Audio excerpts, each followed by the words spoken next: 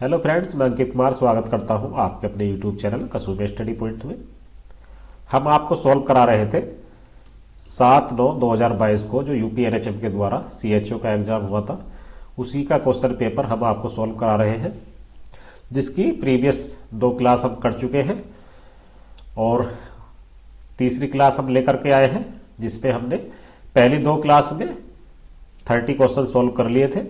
अब उससे आगे के क्वेश्चन लेकर के आए हैं और ये क्लास इसलिए भी आपके लिए महत्वपूर्ण है क्योंकि जो सीएचओ का एग्जाम हुआ था और जो स्टाफ नर्स का एग्जाम है, उसमें जो क्वेश्चन आते हैं लगभग एक जैसे ही क्वेश्चन आते हैं, बहुत ज्यादा डिफरेंस नहीं होता है। तो ये आने वाले स्टाफ नर्स एग्जाम के लिए क्लास आपके लिए बहुत महत्वपूर्ण रहने वाली है। तो क्लास को बिल्कुल भी मिस ना करें और क्लास को अंत तक जरूर देखें। और जो स्टूडेंट चैनल पर नए हैं वो चैनल को सब्सक्राइब अवश्य कर लें, जिससे आने वाली क्लास का नोटिफिकेशन आपको सबसे पहले मिल सके। चलिए शुरू करते हैं आज की क्लास। आज की क्लास का पहला प्रश्न है, which of the following is the early manifestation of polycystic kidney disease. निम्नलिखित में से कौन सा पॉलीसिस्टिक किडनी डिजीज का अर्ली मैनिफेस्टेशन होता है, ये इस क्वेश्चन में पूछा गया है। ऑप्शन ए दिया गया है हाइपोटेंशन, ऑप्शन बी दिया गया है स्ट्रेस इनकॉन्टिनेंस, ऑप्शन सी दिया गया है हेमीमेचूरिया और ऑप्शन डी दिया गया है पोलीयूरिया। तो जो अर्ली मैनिफेस्टेशन होता है पॉलीसिस्टिक किडनी डिजीज का, तो वो होता है हेमीमेचूरिया, यानी यहां पर आपका राइट आंसर ऑप्शन सी हो जाएगा। हेमीमेचूरिया होता क्या है, तो जब यूरिन में ब्लड की मात्रा आने लगती है या फिर ब्लड आने लगता है, उस कंडीशन को हम हेमीमेचूरिया बोलते हैं। चलिए आगे बढ़ते हैं, नेक्स्ट क्वेश्चन की बात कर लेते हैं। नेक्स्ट क्वेश्चन शुरू करने से पहले मैं आपको बता दूं, जो स्टाफ नर्स का एग्जाम होता है और जो यूपी एनएचएम सीएचओ का एग्जाम हुआ था, उसमें लगभग एक ही पैटर्न पे क्वेश्चन आए थे और लगभग कुछ क्वेश्चन तो ऐसे थे कि उसमें केवल ऑप्शन चेंज कर दिए गए हैं। सेम का सेम क्वेश्चन वही था जो सीएचओ के एग्जाम में पूछा गया था और वही फिर स्टाफ नर्स के एग्जाम में भी क्वेश्चन पूछा गया था, लगभग सेम ही क्वेश्चन थे। तो इसलिए ये क्लास आपके लिए और भी महत्वपूर्ण हो जाती है। तो क्लास को बिल्कुल भी मिस ना करें और क्लास को अंत तक जरूर देखें और अपने दोस्तों के साथ शेयर भी करते रहें। नेक्स्ट क्वेश्चन है, the modifiable risk factor associated with coronary artery disease is. Question में पूछा गया है कोरोनरी आर्टरी डिजीज में कौन सा रिस्क फैक्टर को हम मॉडिफाई कर सकते हैं, ये इस क्वेश्चन में पूछा है। ऑप्शन ए दिया गया है obesity, option B gender, option C heredity और ऑप्शन डी है एज। तो कोरोनरी आर्टरी डिजीज में किस रिस्क फैक्टर को हम मॉडिफाई कर सकते हैं वो आपको बताना है। तो जेंडर को मॉडिफाई नहीं किया जा सकता है, तो ये भी गलत हो जाएगा। हेरिडिटी, इसको भी चेंज नहीं कर सकते हैं। एज को भी चेंज नहीं कर सकते हैं, तो यहां पे आपका राइट आंसर हो जाएगा ओबिसिटी। ओबिसिटी मतलब मोटापा, मोटापे को हम कम कर सकते हैं, तो यही आपका राइट आंसर होगा, यानी ऑप्शन ए आपका राइट आंसर हो जाएगा। आपको स्क्रीन पर दिखाई दे रहा होगा, ये कोरोनरी आर्टरी डिजीज होती है, ये कोरोनरी आर्टरी होती है और इनमें किसी तरह का ब्लड क्लॉट अगर आ जाता है, उस कंडीशन को कोरोनरी आर्टरी डिजीज के ग्रुप में रखा जाता है। चलिए आगे बढ़ते हैं, सिम्टम की बात करते हैं। कोरोनरी आर्टरी डिजीज के सिम्टम कौन कौन से होते हैं। तो कोरोनरी आर्टरी डिजीज के सिम्टम की अगर बात करें तो चेस्ट पेन देखने को मिल सकता है, डिस्कम्फर्ट देखने को मिल सकती है, जिसको एंजीना बोलते हैं, वीकनेस देखने को मिल सकती है, लाइट हेडनेस देखने को मिल सकता है, नोजिया देखने को मिल सकती है और कोल्ड स्वेट देखने को मिल सकता है, ठंडा पसीना देखने को मिल सकता है। पेन और डिस्कम्फर्ट इन द आर्म्स और शोल्डर, आर्म्स और शोल्डर में पेन देखने को मिल सकता है, डिस्कम्फर्ट देखने को मिल सकता है और शॉर्टनेस ऑफ ब्रीथ देखने को मिल सकती है। तो ये सिम्टम होते हैं कोरोनरी आर्टरी डिजीज के, आपको पता होने चाहिए। चलिए आगे बढ़ते हैं, नेक्स्ट क्वेश्चन है, the medium of giving information in a communication process is known as. Question में पूछा गया है कम्युनिकेशन प्रोसेस में सूचना देने के माध्यम को क्या कहा जाता है, ये इस क्वेश्चन में पूछा गया है। ऑप्शन ए दिया गया है फीडबैक, ऑप्शन बी दिया गया है चैनल, ऑप्शन सी दिया गया है मैसेज और ऑप्शन डी दिया गया है सेंडर। क्वेश्चन पूछ रहा है कि कम्युनिकेशन प्रोसेस में जो सूचना देने का मीडियम होता है, माध्यम होता है, उसको क्या कहा जाता है। तो यहां पे आपका राइट आंसर हो जाएगा चैनल, यानी ऑप्शन बी राइट आंसर होगा। चैनल क्या होता है? एक माध्यम होता है किसी मैसेज को भेजने का। कम्युनिकेशन अगर प्रोसेस की बात करें तो उसमें सेंडर होता है, फिर एनकोडिंग होती है, फिर मैसेज होता है और एक चैनल होता है, फिर उसके बाद रिसीवर होता है, डिकोडिंग होता है और सबसे लास्ट में आता है फीडबैक। तो ये प्रोसेस होती है कम्युनिकेशन की। चलिए आगे बढ़ते हैं, नेक्स्ट क्वेश्चन देख लेते हैं।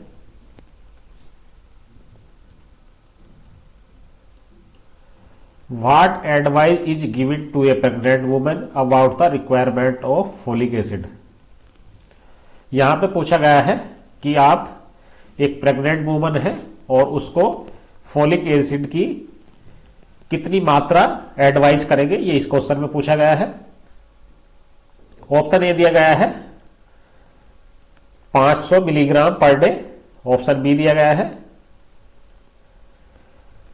200 mcg per day, option C है 120 mcg पर डे और ऑप्शन डी है 300 mcg पर डे। तो जो प्रेग्नेंट वुमेन को फोलिक एसिड की रिक्वायरमेंट होती है वो होती है 500 mcg पर डे, यानी आपका ऑप्शन ए यहां पर राइट आंसर हो जाएगा। चलिए आगे बढ़ते हैं, और आगे बढ़ने से पहले एक चीज मैं आपको और बता देता हूं। जो फोलिक एसिड दिया जाता है वो फर्स्ट 3 मंथ तक दिया जाता है, यानी प्रेगनेंसी के जो पहले 3 महीने होते हैं, या फिर ऐसे बोल सकते हैं कि फर्स्ट ट्राइमेस्टर तक हम प्रेग्नेंट वुमेन को फोलिक एसिड देते हैं। उसके बाद जो 3 महीने के बाद जो शुरू किया जाता है वो फोलिक एसिड प्लस आयरन, और 3 महीने से पहले ओनली फोलिक एसिड दिया जाता है। चलिए आगे बढ़ते हैं, नेक्स्ट क्वेश्चन है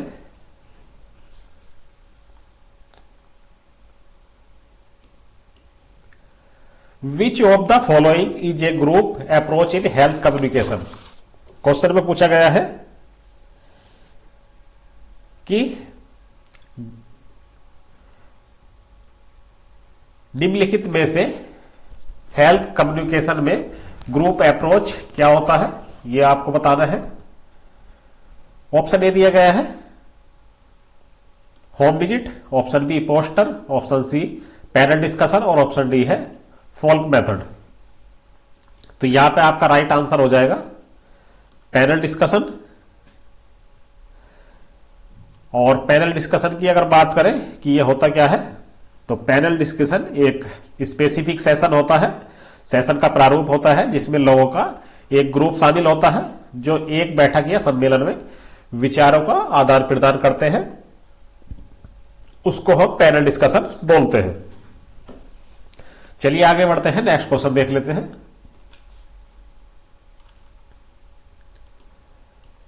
Among the following identify the food standard for international market। निम्नलिखित में से आपको बताना है कि इंटरनेशनल मार्केट में फूड स्टैंडर्ड क्या क्या होता है, उसका नाम यहां पे बताना है।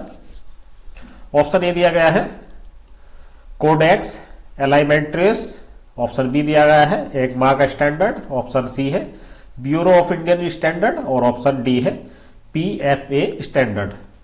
तो जो इंटरनेशनल मार्केट में फूड स्टैंडर्ड का वो होता है, ये होता है कोडेक्स एलिमेंट्रिस, यानी आपका ऑप्शन ए सही हो जाएगा।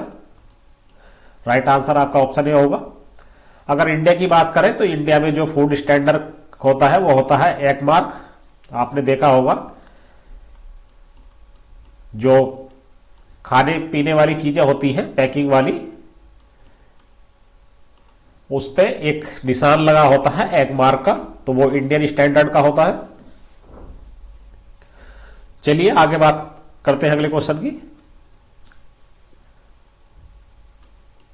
The type of communication to manipulate feelings attitude and belief is called. Question में पूछा गया है कि कम्युनिकेशन का कौन सा टाइप्स होता है जिसमें मैनिपुलेट करते हैं फीलिंग को, एटीट्यूड को और बिलीफ को, उसको क्या बोलते हैं।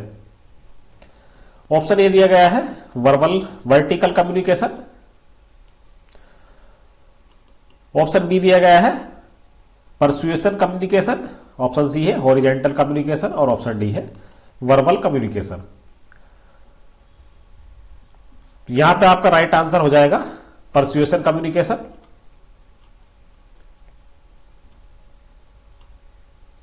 यानी आपका बी ऑप्शन यहां पे राइट आंसर होगा। परसुएशन कम्युनिकेशन की बात करें तो ये अपने ऑडियंस को मोटिवेट करने या चेंज करने के लिए एक एक्ट को करने वाले कार्य को परसुएशन कहते हैं। चलिए आगे बढ़ते हैं। नेक्स्ट क्वेश्चन है,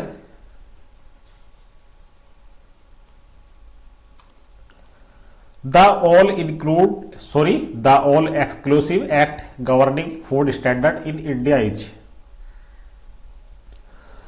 क्वेश्चन में पूछा गया है भारत में खाद्य मानक को नियंत्रित करने वाला एकमात्र अधिनियम कौन सा है। यह इस क्वेश्चन में पूछा गया है, क्योंकि आपको क्वेश्चन समझना बहुत जरूरी है। जब तक आपको क्वेश्चन समझ में नहीं आएगा तब तक आप सही आंसर नहीं दे सकते। इसलिए सबसे पहले क्वेश्चन को अच्छे से पढ़ें और उसी के बाद आंसर दें, जिससे आपका क्वेश्चन और आंसर दोनों को आप अच्छे से समझ सके और अपना राइट आंसर आप दे सके।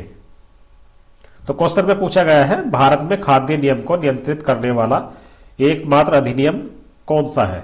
ऑप्शन ए दिया गया है food preparation storage and packaging act 2016, option B है food safety and standard act 2006, option C है milk and milk products act 1992 और ऑप्शन डी है prevention of food adulteration act 1954। तो यहां पे आपका राइट आंसर हो जाएगा जो भारत के खाद्य मानक को नियंत्रित करने वाला एकमात्र अधिनियम है वो होता है food safety and standard act 2006। यानी आपका राइट आंसर बी हो जाएगा। चलिए आगे बढ़ते हैं, नेक्स्ट क्वेश्चन देख लेते हैं। The establishment of green belts green belt is an attempt to control air pollution by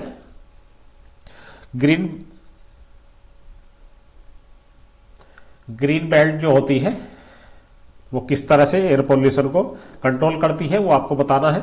option A दिया गया है dilution, option B containment, option C है मॉनिटरिंग और ऑप्शन डी है रिप्लेसमेंट। तो यहां पे आपका राइट आंसर हो जाएगा डिल्यूशन। यानी आपका dilution option A right answer होगा। आगे बढ़ते हैं, नेक्स्ट क्वेश्चन है sludge does not contain.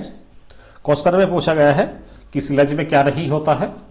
Option A दिया गया है waste water from bathroom, option B है ह्यूमन एक्सरेटा, ऑप्शन सी है सॉलिड वेस्ट फ्रॉम इंडस्ट्रीज और ऑप्शन डी है household kitchen waste water. तो जो स्लज होता है उसमें वेस्ट वाटर होता है बाथरूम का, फ्रॉम द बाथरूम ये भी होता है, सॉलिड वेस्ट फ्रॉम इंडस्ट्रीज ये भी होता है, household kitchen waste water ये भी होता है, और जो नहीं होता है जो ह्यूमन एक्सट्रैक्टर नहीं होता है। तो यही हमारा राइट आंसर होगा।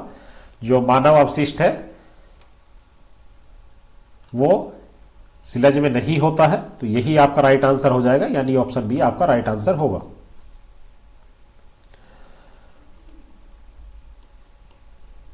नेक्स्ट क्वेश्चन है mister X come to the OPD complaining about numbness that begins at the wrist and is experienced evenly across the hand and all fingers। Mister x OPD में आते हैं और complain करते हैं कि उनको सुनपन की समस्या हो रही है रिस्ट और हैंड्स में और ऑल फिंगर्स में। All her medical investigation report are normal, और उनकी जो मेडिकल इन्वेस्टिगेशन रिपोर्ट है वो सब नॉर्मल है।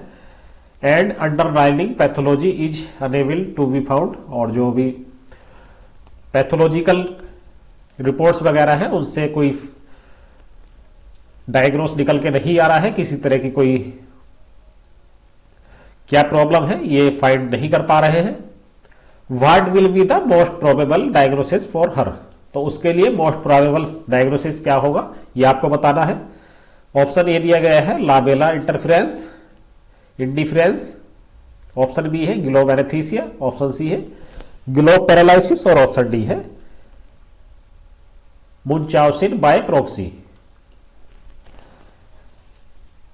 तो अगर किसी पेशेंट को नमनेस सुनपन की समस्या हो रही है हैंड में या फिर रिस्ट में या फिंगर में, तो उस कंडीशन को बोलते हैं globe paralysis, sorry globe anaesthesia बोलते हैं, यानी आपका राइट आंसर ऑप्शन बी हो जाएगा।